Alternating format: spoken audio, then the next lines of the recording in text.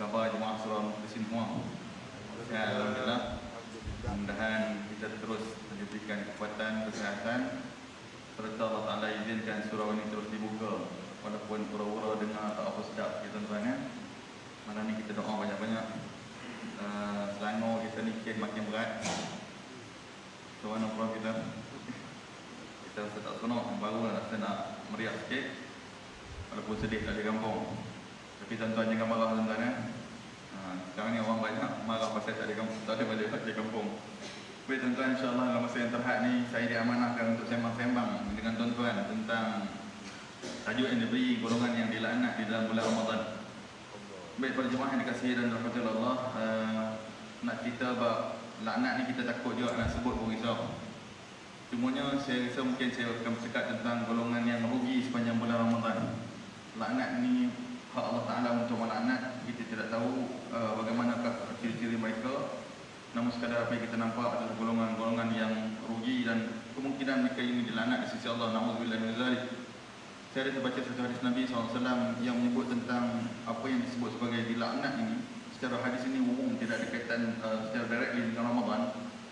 Satu hadis Nabi SAW, hadis ini riwayat Imam Tirmizi dan hadis ini sahih daripada sahabat Nabi Sayyidina Abu Hurairah radhiyallahu anhu. Dia kata, sami'tu Rasulullah sallallahu alaihi wasallam qala yaqul ala inna dunya mal'unatun wa mal'unun ma fiha illa dzikrullah wa ma walah wa 'alimun wa muta'allimun. Nabi sallallahu alaihi wasallam sebut ya, kata Abu Hurairah pernah dengar Nabi sallallahu alaihi wasallam sabda, Nabi bagi tahu sesungguhnya dunia ada sendiri dilaknat di sisi Allah. Ini nak kata laknat yang clearly stated di dalam hadis Nabi SAW. Ya? Dunia ini dilaknat dan dilaknat mal'unun ma fiha. Apa yang ada dalam dunia ini dilaknat di sisi Allah. Dia general statement secara umumnya begitu. Namun ada pengecualian, illa kecuali yang kita harap kita berada di kalangan mereka. Kecuali apa dia tuan? Kecuali orang-orang yang ingat Allah dan semua perkara yang membawa kepada ingat Allah. Segala usaha, gerakan, tutur kata, bicara, program, gerak kerja, apa pun tindakan yang membawa kepada Allah SWT, ini dikecualikan daripada dunia yang seluruh yang dilaknat.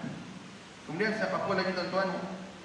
Wa 'alimun wa muta'allimun. Dan orang-orang yang Allah Ta'ala bagi ilmu, mereka beramal dengan ilmu mereka, serta golongan yang hidupnya sentiasa mencari ilmu untuk mendekatkan diri kepada Allah SWT. Yang ini dikecualikan daripada dilaknat. Dalam hadis ini sebut tentang kata laknat. Saya puan dekat laknat. Laknat orang Melayu pun guna kata laknat.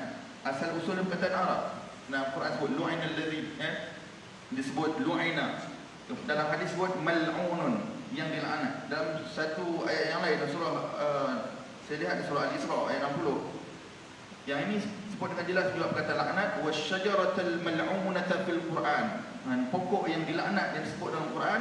Kalau baca dalam tafsir, kata Syekh Abdul Rahman As-Sa'di dalam tafsir dia kata ia merujuk kepada sajaratul zakum, ya, pokok zakum, buah zakum yang na'udzubillah min zalik, yang tumbuh daripada dasar api neraka, na'udzubillah min zalik. Ini disebut secara laknat. Baik tuan-tuan, yang tu secara umum je. Cuma poin kita nak cerita tentang apa yang disebut ialah siapakah golongan yang dilaknat dalam bulan Ramadan. Cuma saya minta adjust sikit untuk saya bercakap. Sebab tak berani saya dah cari juga perkataan siapakah golongan yang dilaknat ini. Secara specifically dia tidak disebut. Walaupun kita tahu kalau buat sekian-sekian barangkali dilaknat. Namun ulama berbicara, dia panggil ar-rabihun fi Ramadan dan al-khasirun fi Ramadan. Man hum ar-rabihun, siapakah golongan yang beruntung? Barangkali ramai ustaz bercakap tentang perkara ini. Cuma malam ini kita akan bercakap golongan yang al-khasirun. Siapakah golongan yang rugi di dalam bulan Ramadan. Mungkin dia ringan sikit kat situ. Cuma barangkali boleh jadi dia panggil severity dia, ya. Setara mana dia punya tahap, bahawa barangkali boleh sampai ke peringkat dilaknat di sisi Allah. Na'udzubillah min zalik. Baik tuan-tuan, hamba Allah depan tuan-tuan ni hanya membaca tulisan para ulama, tak ada apa pun. Just go through apa yang ditulis secara kita kata secara cepatlah, sebab masa kita pun tak banyak. Jadi kita raih jemaah juga, ya. Kalau lama-lama pun kita boring juga tuan-tuan, sebab kita datang nak solat tarawih dan solat witir. Walaupun demikian kita selit sikit untuk majlis semua. Nabda, kita mulakan golongan yang pertama. Awas, Jangan kita termasuk dalam kumpulan ini. Kita nak kenal mereka yang rugi ini bukan kerana nak jadi seperti mereka, tetapi untuk jadikan benteng supaya kita jangan terjebak jadi seperti mereka. Golongan yang pertama yang disebut oleh para alim ulama dalam huraian mereka ialah orang-orang yang tidak ikhlas di dalam melakukan ibadah sepanjang bulan Ramadan. Mereka tidak ikhlas. Kenapa? Ulama berbicara memetik hadis Nabi yang saya bacakan pada awal tadi. Nabi sallallahu alaihi wasallam sebut dalam hadis sahih Bukhari, Nabi kata, qala Rasulullah sallallahu alaihi wasallam, "Man shama Ramadhana imanan wa ihtisaban, ghufira lahu ma taqaddama min dhanbi." Man shama, sesiapa yang berpuasa imanan, dengan penuh keimanan, keyakinan kepada Allah SWT, beriman kepada Allah, wa ihtisab. Ihtisab ni ulama hurai dengan penuh keikhlasan, penuh mengharapkan ganjaran di sisi Allah SWT. Orang ini mereka dapat apa tuan-tuan? Wahtisaba ghufira lahu ma taqaddama min dhanbi. Allah memberi jaminan melalui lidah baginda Nabi sallallahu alaihi wasallam dengan janjinya bahawa mereka ini akan dihapuskan dosa-dosa mereka yang terdahulu. Kata ulama, mafhum mukhalafah, kefahaman di sebaliknya ialah sesiapa yang berpuasa tidak ikhlas kerana Allah SWT, puasa dia riyaan kerana nak menunjuk, ya. Puasa dia kerana adat, orang lain puasa dia puasa, ya. Orang sahur dia bersahur, dia pun sama juga macam orang lain. Kemudian dia berbuka, waktu berbuka sama je, tetapi ada puasa dia tak jaga, macam-macam kalau yang sepatutnya dia jaga dia tak jaga. Golongan ini tuan-tuan yang dirahmati Allah, dia adalah golongan termasuk golongan yang disebut al-khasirun, golongan yang rugi di dalam bulan Ramadan, ya. Sepatutnya dia berpuasa kerana Allah, sepatutnya dia beribadah kerana Allah, ya. Dalam bulan Ramadan selain puasa apa lagi tuan-tuan? Man qama, hadis yang lebih kurang sama, wording dia lebih kurang sama. Man qama Ramadana imanan wa ihtisaban, ghufira lahu ma taqaddama min dhanbi. Kalau tadi sama, yang ini qama. Siapa-siapa yang bangun pada malam Ramadan. Dalam syarah hadis Imam Nawawi kata, qama, qiyam Ramadan termasuk di dalamnya ialah qiyam salat tarawih, mendirikan salat tarawih. Allahu akbar, untung kita, ya. Kalau nak tunggu tengah malam tahajud, kita tak tergolong dalam kumpulan tu, jangan payah nak dapat. Tapi tarawih pada Ramadan ni kita rasa kita boleh buat, insya-Allah. Sikit banyak kita dapat buat, ya. Jadi mudah-mudahan kita termasuk dalam kumpulan orang yang mendirikan malam Ramadan. Namun awas, bila mana dia bangun mendirikan malam Ramadan, dia tarawih, tetapi tarawih dia bukan kerana Allah, kerana dia nak join saja nak join orang lain pergi tarawih, pun nak tarawih, ya. Kerana nak tunjuk kepada orang bahawa dia juga orang bertarawih. Dia segala benda lah selain daripada kerana Allah, semua itu tertolak, maka jadilah dia orang-orang yang rugi dalam bulan Ramadan. Huraiannya panjang tuan, kita petik satu dua sahaja. Itu yang pertama tuan-tuan dan kasih. Yang keduanya ialah golongan yang disebut di sini, mereka ini adalah golongan yang bermalas-malasan, ha? Dia panggil kaslan wa tasdaqulan an ta'at. Ia masuk bulan Ramadan, dia masih lagi malas dan keadaan orang lain sungguh-sungguh pergi beribadah kepada Allah SWT, sungguh-sungguh berpuasa, sungguh-sungguh bangun malam, baca Quran, sedekah, tapi dia masih lagi ada sifat malas. Kalau ada dalam diri kita ni, kita cek diri tuan-tuan, nak baca Quran malas. Tapi kalau duk scroll Facebook tu, Instagram, duk baca WhatsApp, yang tu kuat kita, berjam pun tak buat. Baca Quran, berapa minit saja dah puasa tak boleh, kena go lah, tak boleh nak pergi lah, ya? Ini pengalaman peribadi sendiri tuan-tuan. Kadang baca Quran kat smartphone, kita baca satu page, rasa nak tengok WhatsApp masuk, kita baca kat WhatsApp. Elok tutup tu WhatsApp dulu, ya, terganggu. Eloknya tutup telefon, baca Quran yang mushaf tu. Dia memang terganggu kadang-kadang. Jadi tuan-tuan yang dikasihi dan dirahmati Allah, kalau ada dalam diri kita, kita rasa malas. Malas ni memang syaitan yang tarik kita supaya jadi malas. Cuma orang kata Ramadan ni tak ada syaitan, Ustaz. Dibelenggu. Jadi macam mana kita masih lagi malas? Itulah kita diri kita sebenarnya, ya. Kita lah sebenarnya memang tanpa gangguan syaitan pun kita memang ada tabiat yang tak baik. Kalau masih lagi dalam keadaan demikian, orang macam ni cepat-cepatlah kembali kepada Allah SWT, ya, minta ampun kepada Allah SWT. Kemalasan dalam ibadah, tuan-tuan banyak berdoa kepada Allah, ya Allah, mohon berlindung denganmu daripada sifat malas. Allahumma inni a'udzubika minal hammi wal hazan wal ajzi wal kasal. Doa ini kita dah belajar dalam kitab Perisai Muslim kita di sini tuan-tuan, bahawa Nabi SAW kata Anas bin Malik radhiyallahu anhu, Nabi selalu baca doa. Dan Sahih Bukhari, Nabi selalu baca doa. Allahumma inni a'udzubika minal hammi wal hazan wal ajzi wal kasal wal jubni wal bukhl wa dhala'id dain wa ghalabatir rijal. Doa ni hari-hari baca untuk lawan sifat malas. Baik, malas kemudian dia panggil tasakul, berat nak melakukan ketaatan kepada Allah SWT. Dia tidak mengejar pengampunan Allah SWT. Na'udzubillah min zalik. Jadi tuan-tuan, tak ada siapa boleh buang sifat malas pada diri kita melainkan Allah SWT. Minta daripada dia. Ya, memang ujian kita kalau buat ketaatan, nak bangun malam, cepat sangat ngantuknya. Ya, tarawih baru dalam rakaat ngantuk, payah nak betul-betul khusyuk. Baca Quran pun tak apa, betul-betul rasa nikmat. Jadi rasa kita mudah tewas. Jadi tuan-tuan, jadi rugilah orang pergi na'udzubillah min zalik. Cuma kita kata masih lagi ada peluang jika dia sungguh minta kepada Allah. Minta semua-semua kepada Allah. Kadang-kadang bukan saja-saja nak malas. Memang kita kalah dengan nafsu kita. Kita nak jadi orang baik, kita nak baca Quran macam mana orang lain baca Quran. Kita nak bersubuh, paling tidak pun tarawih, keluar bersama dengan imam macam bacakan hadis tadi. Paling tidak pun, alhamdulillah surau kita boleh buat 8 dengan 3. Ada surau tempat yang kita pergi, dia buat 20 dengan 3. Yang tu nak dapat keluar bersama imam tu, itu memang mencabar sikit lah. Betul tak? Dalam dia kata kita kena kautim dengan Tok Imam. Dia kata macam mana AJK kita dah decide, kita guna kaedah 23 dia kata. So dia kena cari yang 8 dengan 3 lah. Kalau dia rasa tak boleh nak habis. Baik tuan-tuan, tapi suruh kita 8 dengan 3. Alhamdulillah. Itu pun kalau tak boleh nak habis masuk rugi tuan-tuan. Ya. Dan kongsi sikit bila sembang dengan ayah kita di kampung, dengan pakcik-pakcik di kampung kita sembang. Dia orang ni tuan-tuan, saya dipegang. Memang berpuluh tahun dah, 23 ni memang standard dia. Kita malu balik kampung kadang-kadang, dululah tahun ni tak ada nak balik kampung tuan. Dia 20 dengan 3 tu dia berdiri semacam. Kita masuk belah-belah tu pakai duduk, ibu imam baca surah baru kita bangun.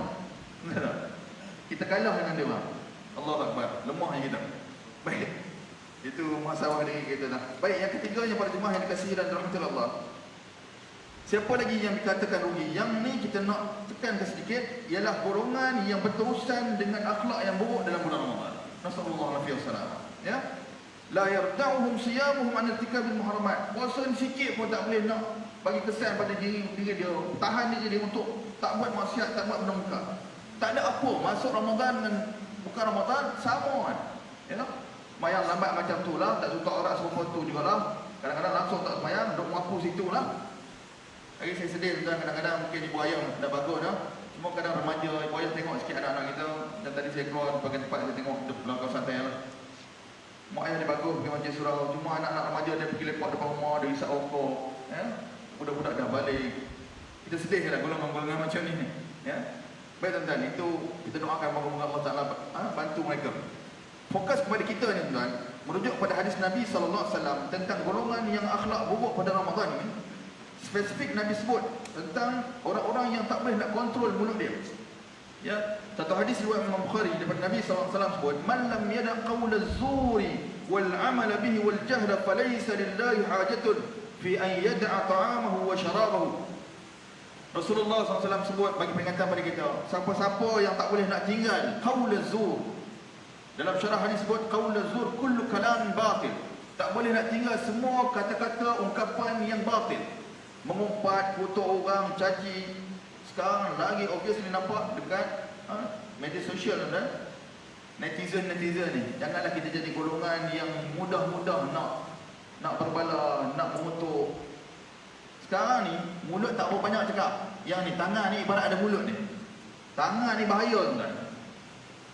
Maaf saya sebut keluar sikit dan kalau tengok kat Facebook tu page KKM Kita Kesihatan, bila dia buat keluar je pasal kes sekian-sekian, baru je dia buat keluar, sekali tu saya perasan laju je netizen ni duduk type menipu tu, tak bagi balik kampung tu, semua ni data menipu semua ni. Allah Akbar, dia kata kawan tu buat kerja setengah mati. Kalau kita tengok kehidupan dia orang, kalau kita betul-betul perhatikan foreigners, kita tak sanggup cakap tu. Tapi saya perhati bukan sikit-sikit orang Melayu Muslim puasa kedok buat ni. Tuan tengok. Mudah kita semua tak tergolong dalam 2 bulan tu. Ya? Qaul az-zur, kalam batil. Duk kutuk tak habis-habis. Mudah-mudah ke kawan tu nak buat macam tu tuan, saja-saja nak bagi naik dengan niat tak bagi mu tak balik kampung.